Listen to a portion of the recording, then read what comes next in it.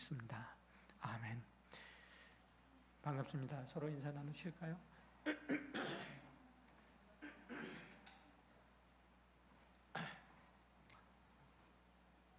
인사 나누셨나요?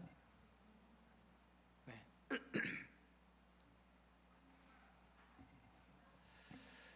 말씀 함께 나누도록 하겠습니다. 목이 갑자기 잠겼는데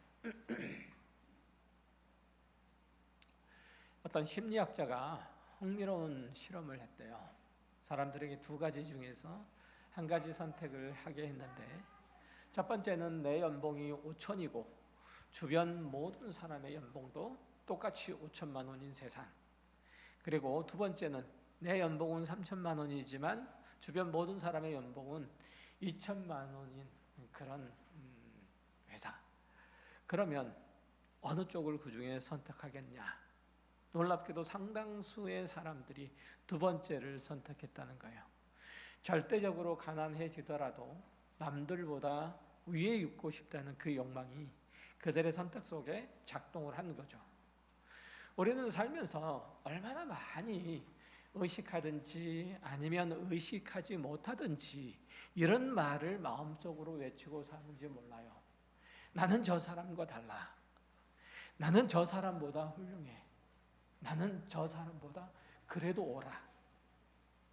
더 많이 가진 것, 더 많이 배운 것, 더 좋은 집안, 더 깊은 신앙. 그 기준은 다양하지만 결국은 하나예요. 그 방향은 모두 똑같다는 거죠. 나는 저 사람보다 적어도 낫다는 것을 확인하고 싶은 거예요. 요즘 소위 잘 나가는 대학에서 같은 학교 학생들끼리 이렇게 얘기를 나눈다고 해요. 조금 오래된 얘기이기는 하지만, 나는 어디 외고 출신, 나는 어디 자사고 출신, 나는 어느 국제고 출신. 지방의 일반 고등학교에서 열심히 공부해서 농어촌 특별 배정인가 이런 식으로 해서 서울대학에 들어갔는데, 그 대학에서도 서열도 있고 등급도 있다라는 게 오늘날의 세태예요. 그러니까 농업촌 특별 전형으로 해서 학교를 들어가면 서울대학교를 가서도 그 안에서도 특별하게 대접을 못 받는다는 거죠. 같은 교회를 다닌다고 해서 그래서 똑같이 보지 말고, 같은 아파트에 산다고 해서 다 같이 보지 말라는 거예요. 그런데 오늘 우리가 마주할 고린도 교회의 이야기가 놀랍도록 그런 우리의 세태하고 닮아 있어요. 그리고 그런 풍토 앞에서 사도 바울이 단호하게 선언해요. 그리스도 십자가 앞에서 그 누구도 다르지 않다는 겁니다.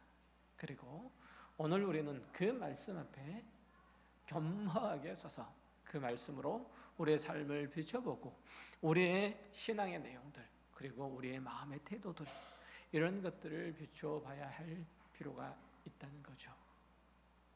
사도 바울은 오늘 본문에서 고린도 교회를 크게 책망합니다. 그 이유는 교회가 성도들끼리 파당을 지어서 갈등을 빚고 그리고 서로 자기네가 낫다고 싸웠기 때문이죠. 그 부작용이 여러 가지 형태로 나타났는데, 오늘 본문에서 읽었던 성찬을 나눌 때, 주의 성찬을 나눌 때도 똑같이 드러났다는 거예요. 오늘 우리는 성찬을 1년 몇 차례 정해진 예식으로 드리죠. 우리 가까운 교회는 그래도 자주 좀 성찬을 하는 편이라 1년에 12차례 꼬박 하잖아요. 한 달에 한 번 이렇게 하는데, 그러나 기독교 초기 그때의 교회는 좀 달랐어요. 성도들이 모일 때마다 성찬을 행했어요.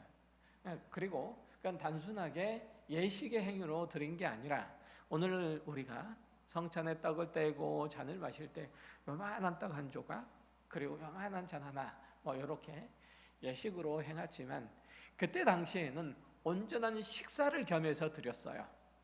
사도행전은 성도들이 성전에 모이기를 힘쓰고 집에서 떡을 뗐다고 그렇게 전하죠. 여기서 떡을 뗐다는 그 표현 자체가 오늘 고린도전서 11장에 나오는 성찬을 의미해요. 그리고 그 성찬은 한 가정집에서 예배와 식사 교제로 하나로 어우러지는 행위였다는 거예요. 그러니까 초대교회 당시에 그 교회의 모습은 오늘날처럼 특별하게 구별된 건물이 있고 그 커다란 건물 안에서 예배를 드렸던 게 아니고 각 지역별로 제법 큰 가정집이 있고 그 가정집에 사는 이가 예배당으로 주일날에는 그곳을 내놓은 거죠. 그러니까 그 사람은 제법 부유한 사람이겠죠. 이 사람이 이제 집을 내놔서 이제 그 안에서 예배를 드렸다는 거죠. 그야말로 가정교회 형태로 예배를 드렸던 거예요. 고린도 교회 역시 마찬가지였던 거죠. 예배당이 따로 마련된 게 아니라 부유한 성도가 자신의 집과 마당을 예배와 교제의 초소로 내어준 거죠. 모두 함께 예배하고 예배 후에 각자 자기가 가지고 온 음식을 나누며 성찬을 겸한 식사를 했어요. 그런데 바로 여기서 좀 문제가 시작된 거죠. 집주인과 가까운 부유한 성도들은 아무래도 시간이 많잖아요. 부유한 성도들은 집에 종들도 있고 다른 일하는 사람들도 있고 그래서 주일날이라고 해서 특별히 일에 매이지 않고 자연스럽게 그리고 빨리 예배당에 교회에 올 수 있었잖아요. 그런데 그렇지 못한 가난한 사람들이나 아니면은 어느 집에 종으로 일하는 사람들, 이 사람들이 교회에 올 때는 시간을 내기가 쉽지 않잖아요. 일들을 마저 맞춰야 되고 이런 여러 가지 제약된 형편이 있었기 때문에 시간을 맞춰서 오기도 다 사실은 쉽지 않은 형편이었던 거죠. 그러니까 나중에 도착한 사람들은 자연스럽게 가난한 사람이나 아니면 어떤 일에 쫓기거나 또 매여 있는 사람들이 나중에 오게 되고 이 사람들이 바로 바깥 자리를 잡아야 했다는 거죠. 식사 때가 되면 안쪽에서부터 시작해가지고 바깥쪽으로 쭉 식사가 전달이 돼야 했는데 먼저 음식을 받은 사람들이 나중에 받을 사람들을 헤아리지 않고 양껏 퍼가버리는 거예요. 그러니까 이거는 오늘날의 교회도 조금 있잖아요. 맛있는 음식이 있는데 뭐 우리 교회는 그렇지 않지만 이걸 양껏 퍼가서 나중에 함께 먹어야 될 사람들이 먹지 못하는 경우가 사실 있죠. 그러니까 그런 상황이 벌어진 거죠. 결국은 안쪽에 있는 부유한 사람들, 조법주의가 있는 사람들, 사회적으로 명망도가 있는 사람들은 배불리 먹고 그리고 취하고 하는 일이 생기는 동안에 바깥에서는 음식을 맛보지도 못하고 발걸음을 되돌려야 하는 사람들이 생겨났던 거예요. 그러니까 21절에서 바울은 이런 상황들을 이렇게 직접적으로 지적을 해요. 이는 먹을 때에 각각 자기의 만찬을 먼저 갖다 먹음으로 어떤 사람은 시장하고 어떤 사람은 취함이라. 너희가 먹고 마실 집이 없느냐? 너희가 하나님의 교회를 업신여기고 빈궁한 자들을 부끄럽게 하느냐? 내가 너희에게 무슨 말을 하랴? 너희를 칭찬하랴? 이것으로 칭찬하지 않노라라고 단호하게 말하죠. 이해가 되시죠? 그 배경 설명을 들으니까 이 얘기가 충분히 이해가 되실 거예요. 자, 바울의 어조는 굉장히 강해요. 심지어는 분노에 가까워요. 그렇다면 바울이 화낸 이유가 단순하게 음식을 불평등하게 나눈 것 때문에 그럴까요? 어떤 사람은 먹고 어떤 사람은 못 먹는 것 때문에 그랬을까요? 바울이 진짜 문제로 삼았던 게 뭘까요? 여기서 중요한 게 있어요. 바울이 이 갈등에 대해서 접근하는 방식은 단순하게 부자 혹은 가난한 자 사이에 그 경제적인 외화감을 집중하고 그곳을 파고든 게 아니에요. 그는 성찬의 의미를 실현하는데 성찬이 마땅히 가져야 되는 그 의미와 가치와 목적을 실현하는데 실패했다는 것을 말해요. 누가? 고린도 교회가. 한 걸음 더 나아가서 그 성찬을 통해서 자신의 정체성을 고백하는 건데 이 성찬 행위가 이 정체성을 고백하는 데 실패했다고 얘기를 해요. 음식의 문제가 아니라 정체성의 문제였던 거예요. 이것이 오늘 본문을 이해하는데 첫 번째 열쇠예요. 사도 바울은 23절부터 26절에서 뭐라고 말하죠? 자신이 주께로부터 직접 받아서 전해준 이 성찬의 기원을 진술을 해요. 우리가 성찬 때 굉장히 제가 많이 앞에서 낭독했던 말씀이에요. 그렇죠? 내가 너희에게 전한 것은 주께 받은 것이니 곧 주 예수께서 잡히시던 밤에 떡을 가지사 축사하시고 떼어 이르시되 이것은 너희를 위하여 내 몸이니 이것을 행하여 나를 기념하라 하시고 식후에 또한 그와 같이 잔을 가지시고 이르시되 이 잔은 내 피로 세운 새 언약이니 이것을 행할 때마다 나를 기념하여 행하라 하셨으니 너희가 이 떡을 먹으며 이 잔을 마실 때마다 주의 죽으심을 그가 오실 때까지 전하는 것이니라. 이렇게 말씀하세요. 그러면 이 내용들은, 앞에 있는 내용들은 고린도 교회의 현실적인 문제인 것 같고, 그리고 이제 요 내용들은 그리스도께서 제정하신 성찬의 그 가치와 의미를 신학적으로 저술한 것처럼 보이고, 다시 원래 뒤쪽으로 가면 다시 원래 상태로 되돌아가는 것처럼 보여서, 쉽게 얘기하면 이 본문이 단순하게 성찬의 의식의 기원을 기록한 것처럼, 오늘 방금 읽었던 그 내용들은 그 성찬의 신학적인 의미를 기록한 것처럼 여기면 그렇지 않아요.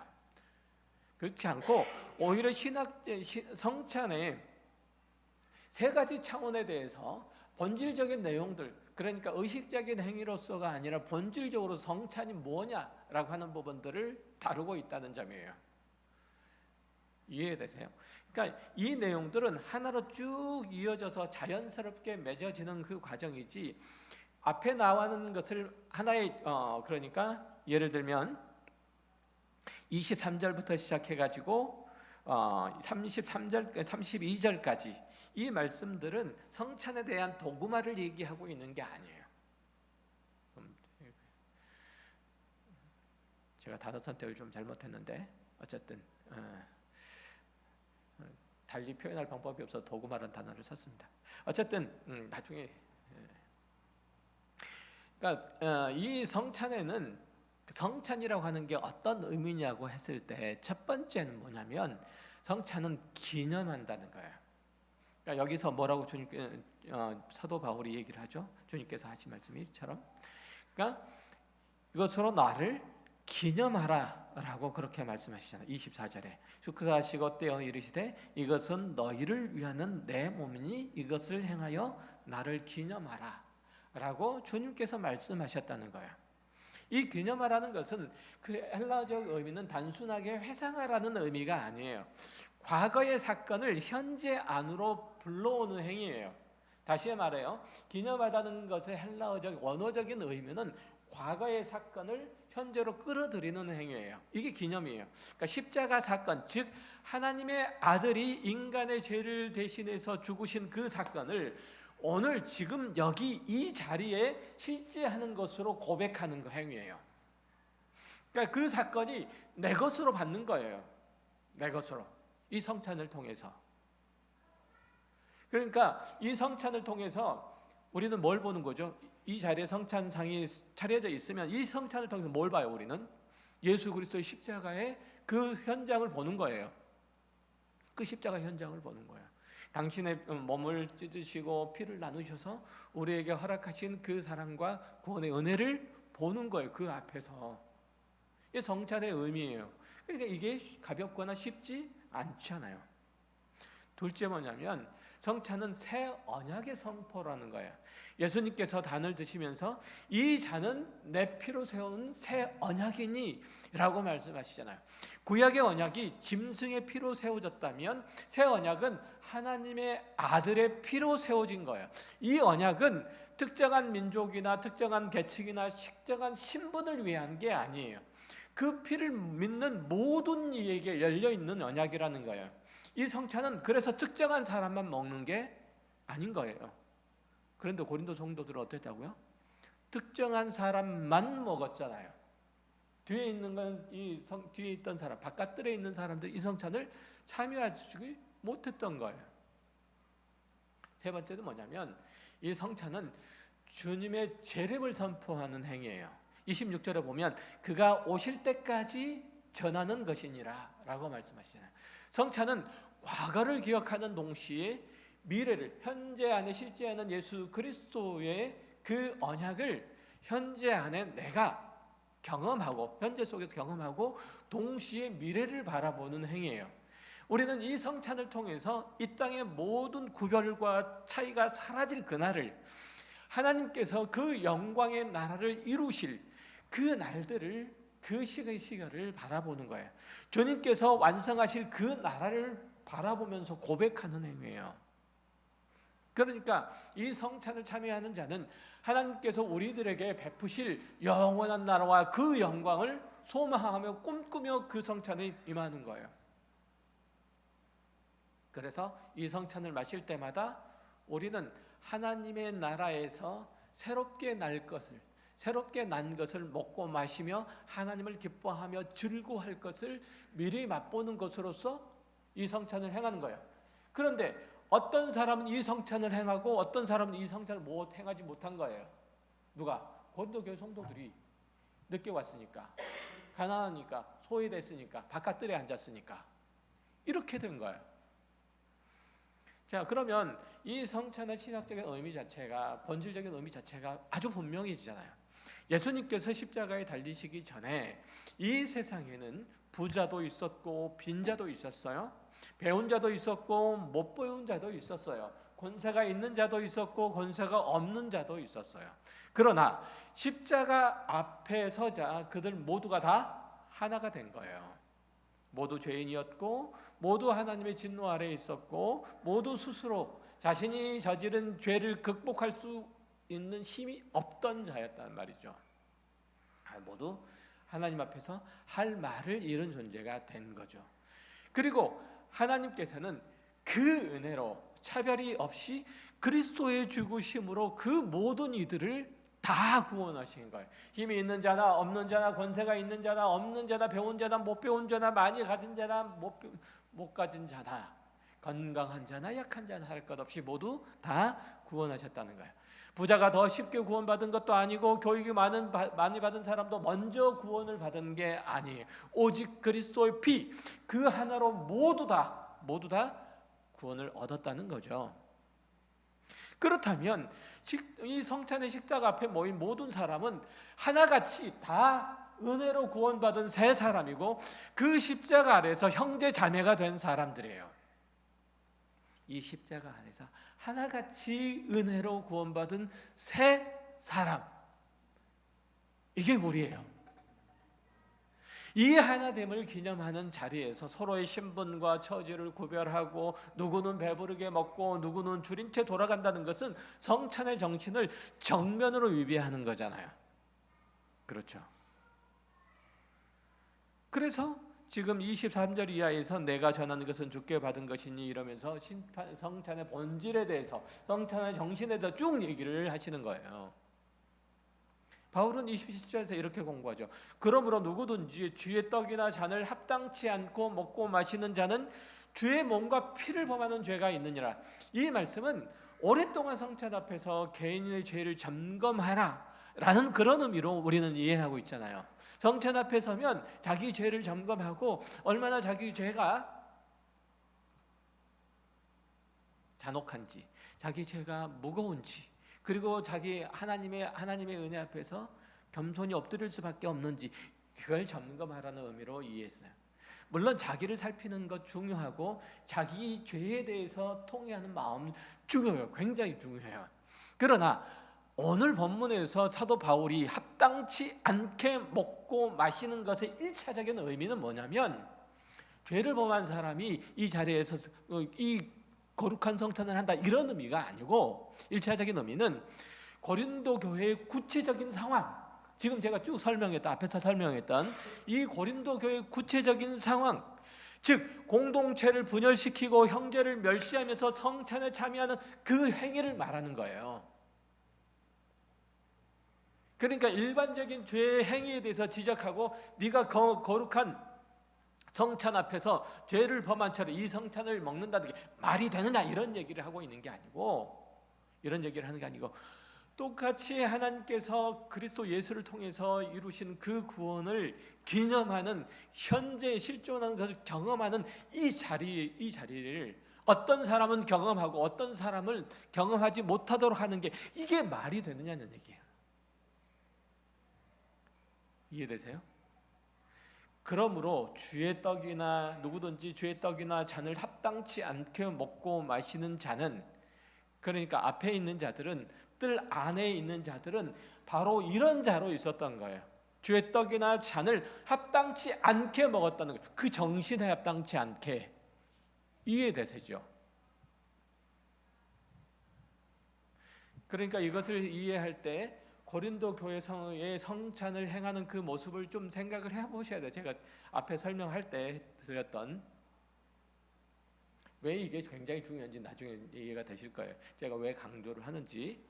그래서 합당치 않게라는 말의 원어적인 의미는 성찬을 드리는 태도와 방식이 그 성찬의 본질에 걸맞지 않다는 뜻이에요. 그러니까 성찬은 그리스도의 피로 하나 된 공동체를 선포하는 자리인데, 오히려 그 성찬을 행하는 그 자리에서 공동체를 찢어요.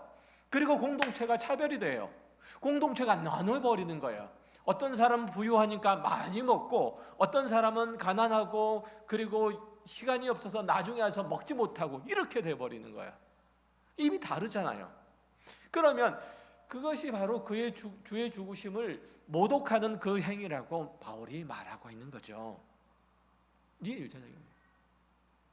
바울이 말하고자 하는 핵심은 이거예요.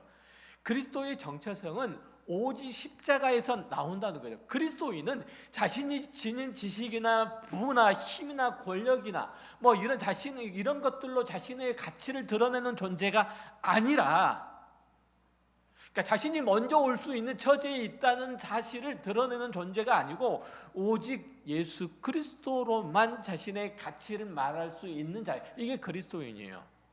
여러분의 가치는 그렇게만 평가되는 거예요. 인정을 받는 거고요. 그게 구별된 자예요. 이게 구원받은 자예요. 그러니까 여러분, 어떤 식으로 여러분은 설명할 수는 있어요. 그러나 궁극적으로는 무엇으로? 예수 그리스도로만 모든 게 다 수렴이 돼야 돼요. 여러분의 가정생활도, 여러분의 직장생활도, 여러분의 지위도, 여러분의 소유도, 여러분의 존재의 의미와 가치도, 여러분의 꿈과 소망도 다 누구로? 예수 그리스도로만 수렴돼야 돼요. 이게 그리스도인이에요. 이게 우리예요. 거듭난 자는 모두 예수 그리스도의 죽으심 안에서 동등한 가치와 동등한 존엄을 가질 뿐이에요. 그런데 우리는 끊임없이 다른 사람과 나를 구별하려고 하잖아요. 마치 바리새인이 성전에 올라가서 하나님이여, 나는 다른 사람들, 곧 토색, 불의, 간음 이런 것들을 하는 사람과 같지 아니하고 이 세리와도 같지 않음을 감사합니다, 이렇게 기도했던 것처럼 우리의 마음속 깊은 곳에는 늘 그러잖아요. 나는 너희와 달라. 나는 너희와 달라. 이렇게 살아가고 싶어요. 그런데 한번 생각을 해보세요. 나도 이 사람도 난 저 사람하고 달라. 저 사람도 난 이 사람하고 달라. 이렇게 말한다면 모두 다 똑같이 난 저 사람과 달라 라고 외치는 똑같은 사람이 되어버린 거예요. 이해되시죠? 굉장한 아이런, 이 사람도 나는 저 사람하고 달라, 저 사람도 나는 이 사람하고 달라 그랬는데 결국은 나는 이 사람과 달라라고 모두 다 외치는 똑같은 사람이에요. 이게 아이러니예요. 그러니까 내가 다르게 대접받고 싶다는 그 욕망 자체가 우리를 하나의 똑같은 사람으로 만들어버리는 아이러니가 거기에 있는 거예요. 그런데 예수님께서는 정반대의 길을 걸으시잖아요. 예수님은 다르심에도 불구하고, 인간이 아닌 하나님이심에도 불구하고 죄인인 인간과 같은 우리와 같이 되시기 위해서 이 땅에 오셨잖아요. 당신을 우리와 구분하시려고 이 땅에 오신 게 아니라 우리와 같이 되시려고. 빌립보서 2장이 얘기하는 거죠. 이 얼마나 놀라운 일이에요. 신이 인간을 위해서 제물이 된다는 말은 인간의 상상력으로는 도무지 이해가 안 되는 거예요. 용납이 되지 않는 거예요. 인간이 신을 달래기 위해서 제물을 바치고 스스로 제물이 되고 하는 일들은 있지만, 그래서 몰렉에게 자신의 아들도 바치고 하지만, 인간의 상상력으로는 신이 인간을 위해서 스스로 제물이 되는 이야기는 이 세상의 어떤 신화에도 없어요. 그래서 구약시대에 하나님께서 이스라엘 백성들에게 이방인과 그들을 섬기는 거기에 있는 신들을 섬기는 모든 자들, 그들과 접촉하는 모든 자들을 잘라버리라고 얘기를 하시는, 구별시키라고 얘기하잖아요. 하나님은 그런 분이 아니시니까. 그런데 예수님은 하나님이시면서 우리와 같은 취급을 받기 위해서, 아니 우리보다 훨씬 낮은 자리인 죄인의 자리, 저주받은 자리에 이르기까지 오셨다고 얘기를 하잖아요. 말씀드렸던 빌립보서 2장이 이것을 이렇게 표현하죠.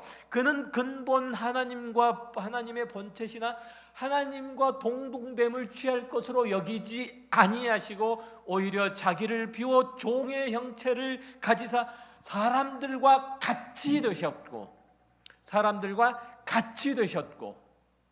나는 저 사람과 달라인데 나는 예수를 믿는다는 나는 끊임없이 나를 저 사람하고 저 그룹하고 구분하고 싶어 하는데, 하나님이신 예수 그리스도께서는 사람들과 같이 되시려고 여기까지 오셨다는 거잖아요. 이게 우리의 신앙이잖아요. 우리가 본받고 사랑하기를 소망하는 예수 그리스도의 이 땅에 오심이잖아요. 이게 복음이잖아요. 그리고 이것이 성찬이 가리키는 핵심이에요. 가장 높으신 분이 가장 낮은 자리에 오셔서 우리를 당신과 같이 동등한 자리를 올려주신 것, 우리를 하나님과 같이 올려주신 것, 이게 복음이잖아요. 우리를 하나님의 아들, 하나님의 자녀, 하나님과 같은 처지로 올려주셨잖아요. 그러면 그 복음을 믿는 우리가 여전히 나는 저 사람과 달라를 외치며 형제를 아래로 내려다보는 것은 복음을 삶으로 살아내는 게 아닌 거죠. 물론 사람이 모인 곳에는 차이가 있을 수밖에 없어요. 능력도 다르고 재능도 다르고 처지도 달라요. 세상에서는 그 차이가 직업과 지위와 수입과 대접 이런 것의 차이로 나타나요. 능력 있는 자가 더 대접을 받고 그렇지 못한 자가 낙오되거나 도태돼요. 마치 생태계 먹이 사슬처럼 그래요. 그러나 교회는 달라야 돼요. 힘센 자가 약한 자를 돌아보고 감싸주고 재주 있는 자가 없는 자의 빈 곳을 메꿔줘야 돼요. 이게 교회예요. 두 다리로 뛸 수 있는 자는 한쪽 다리를 잃어버려서 걷지 못하는 사람의 그 속도에 맞춰서 그 잃어버린 한 다리가 돼야 돼요. 그것이 사랑이고 겸손이고 온유예요. 더 나아가서 자신이 가지고 있는 모든 재주, 모든 형편이 하나님의 은사요, 하나님의 은혜로부터 나온 것이다라고 여기는 고백하는, 말로 고백하는, 제가 한 건가요? 하나님의 은혜지 라고 말하는 모든 사람의 마땅한 태도예요. 이 복음의 은혜를 아는 자의 정당한 신앙의 고백이에요. 거창하게 사랑이나 온유나 이런 게 아니고 이 모든 게 하나님의 은혜입니다라고 얘기하면, 그렇게 나는 내가 가진 것에 대해서 스스로 내가 만든 것이 아니므로 하나님께서 나에게 선물로 주신 것이므로 내가 잘나서 얻은 게 아니므로 이것을 가지지 못한 사람과 함께 나누는 게 너무 당연하고 자연스러운 일들이어야 된다는 말이죠. 에베소서 4장은 이 말씀을 듣는 우리에게 이렇게 그래서 권면을 해요. 그러므로 주 안에서 갇힌 내가 너희를 권하노니 너희가 부르심을 받는 일에 합당하게 행하여 모든 겸손과 온유로 하고 오래 참음으로 사랑 가운데서 서로 용납하고 그 평안에 매는 줄로 성령이 하나 되게 하신 것을 힘써 지키라라고 말씀하시잖아요. 성령께서 뭐하게 하셨다고요? 힘써 하나 되게 하신 것을 힘써 지키라라고 말씀해요. 성령께서 우리를 하나 되게 하셨다는 거죠. 바울이 강조하는 것을 오늘 우리는 꼭 주목해 봐야 돼요. 우리는 주님께로부터 명령을 받은 일들이라면 앞뒤 안 가리고 밀어붙이려고 해요. 다른 사람이 어떻게 생각하든 어떤 처지에 있든 개의치 않고 하나님의 일이라고 하면 그냥 밀어붙이죠. 그래서 교회에서 일하는 사람이 옆에 있다가 상처를 받거나 시험이 드는 사람도 많이 있어요. 물론 헌신하고 애쓰고 수고하고 이런 것들은 굉장히 훌륭하고 좋은 일들이에요. 그러나 바울은 겸손함과 온유함으로 행하고 반대하거나 이해하지 못하는 사람들이 있으면 기다리라고 하고 그리고 격려하고 위로해서 함께 가라고 얘기해요. 함께 널브러지라고 얘기하는 것은 아니고 함께 가라라고 얘기를 해요. 성령께서 우리를 한 몸으로 부르시고 연합하게 하셨음을 알고 힘써 평안으로 서로를 세워가라. 서로 눌러가고 같이 망해가라는 얘기 가지고 함께 세워가라. 이렇게 서로 격려하고 서로 위로하고 함께 이 세상이 지지 말고 하나님의 사람으로 그 거룩성을 잘 담아내고 또 세상이 자기를 위해서 열심히 뛰지만 우리는 주의 공동체를 위해서 주의 교회를 위해서 수고하고 애씀이 그리스도께서 교회를 위해서 당신을 내어주심처럼 그렇게 서로 격려하고 주님 부르시는 그날에 이르기까지 우리 신앙의 온전한 모습을 잘 갖고 함께 가라. 함께 재우쳐 응원하고 같이 가라. 마음에 안 드시나 봐요. 목청껏 내가 했는데.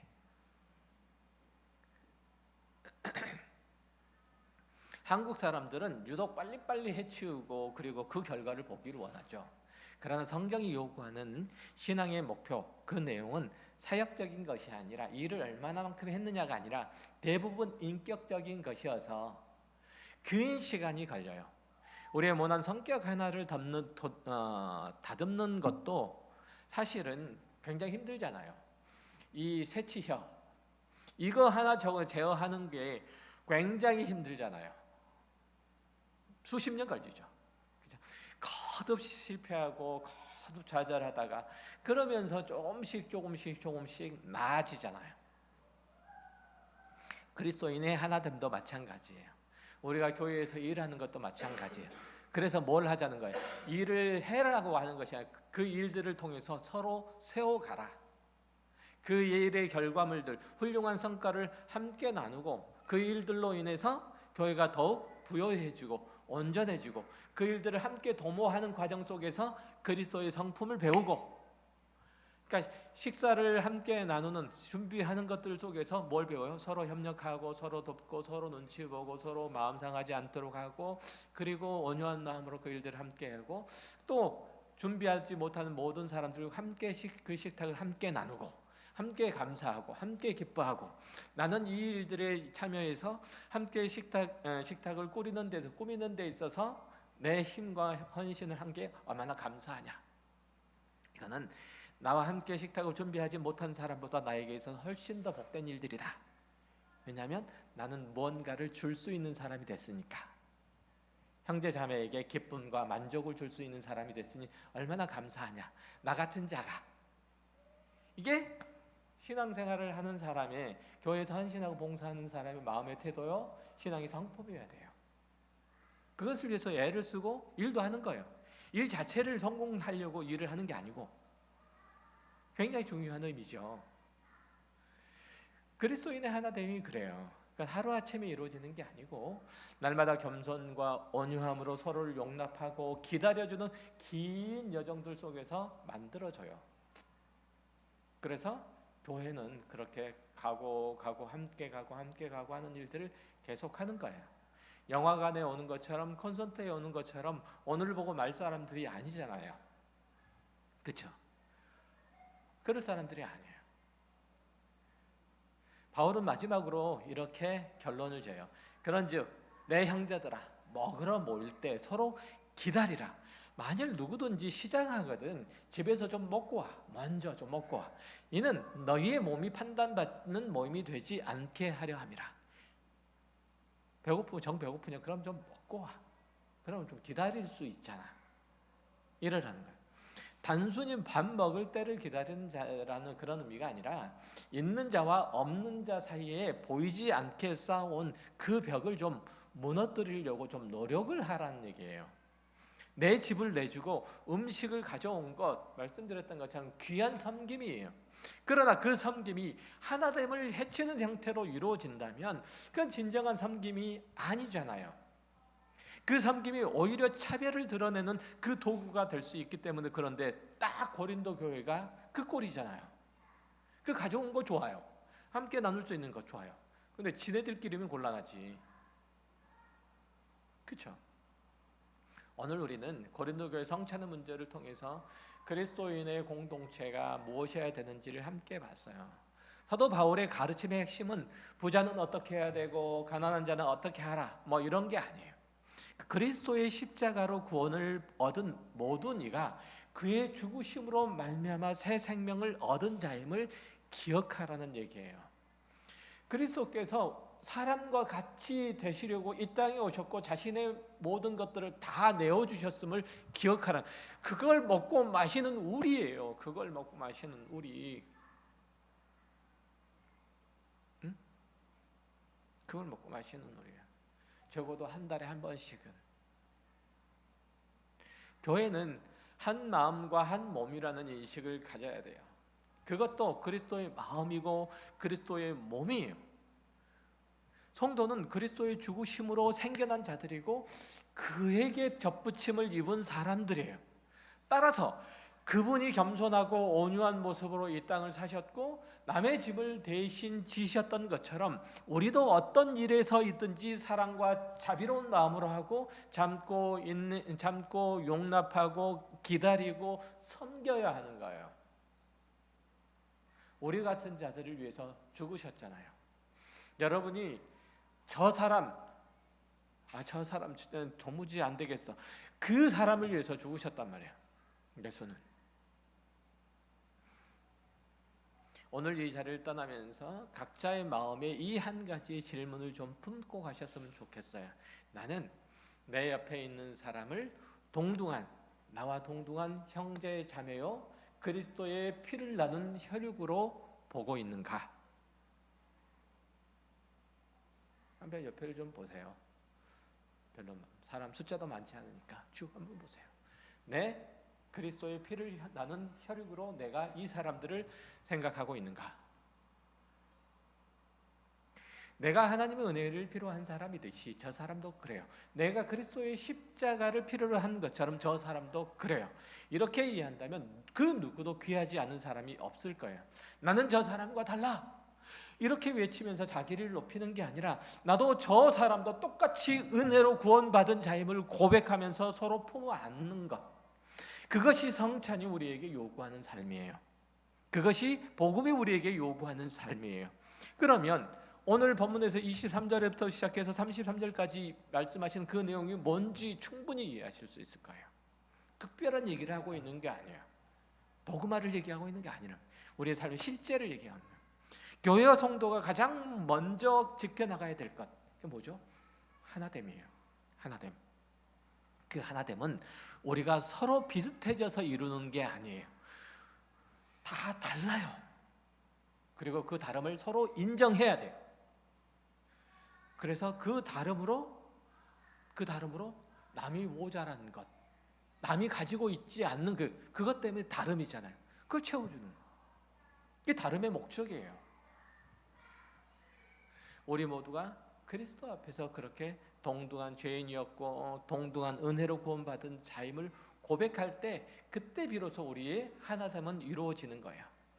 오늘 이 예배를 마치고 나가는 그 걸음걸음이 나는 저 사람과 달라, 이게 아니고 우리는 모두 그리스도 안에서 하나라는 이 고백의 삶을 살아내는 걸음걸음이 우리의 신앙의 모습들이, 또 우리의 공동체의 나눔과 교제가 되기를 주의 이름으로 축원합니다. 기도하겠습니다. 하나님 아버지, 감사합니다. 우리들에게 주어진 모든 신앙의 내용과 삶의 형편과 또 가지고 누리는 모든 것들이 그리스도와 또 그가 베푸신 은택에서부터 비롯된 하나님께서 우리를 지극히 사랑하사 그 아들의 피로 이루시고 또한 필요한 것들을 모두 공급하시며 우리들에게 주신 것들입니다.